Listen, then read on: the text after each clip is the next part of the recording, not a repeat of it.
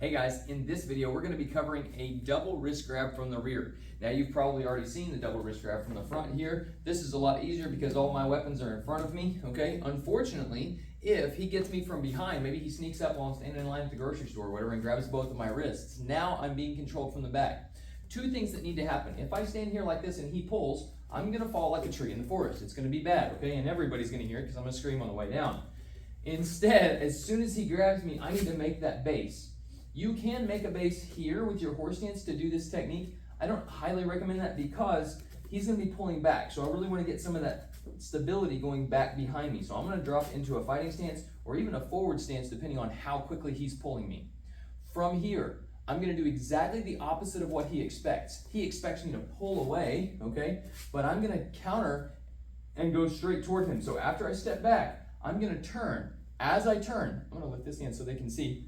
I'm going to take this hand and I'm going to counter grab. Okay, so I'm controlling his wrist now instead of him controlling mine. He may still think he has me, but I've actually got him. Now I'm going to turn toward the foot that stepped back. As I do, I'm going to do this lovely little single left hand guarding block, but then it's going to become a knife hand strike up to his face. Boom. That's going to affect a release on the wrist here, okay?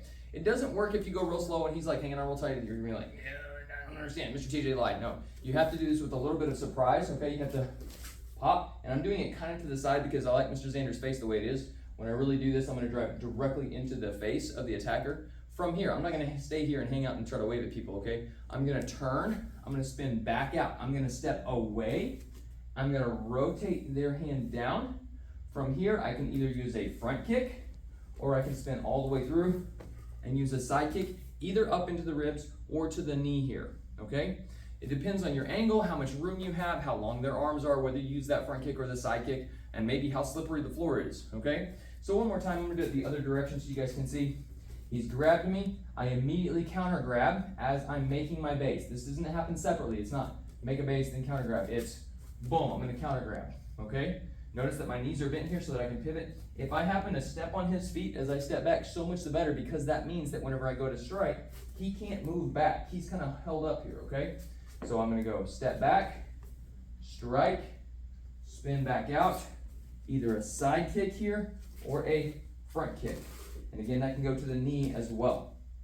Notice that I still have his hand here, and as I'm striking, I am pulling this. If I just leave him here, yes, I can hit him, right? I can do some damage here, but if I really want to do damage, I'm going to pull this as I'm striking so that he's folding into my strike so that I get more force in that strike. Just like in your poem say, we're always pulling stuff back to the hip.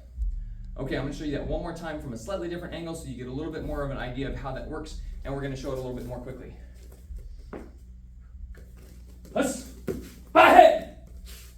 And then disengage. Make sure you back away in a great fighting stance and leave the area. All right, guys, one great way to practice doing that is to go to the park.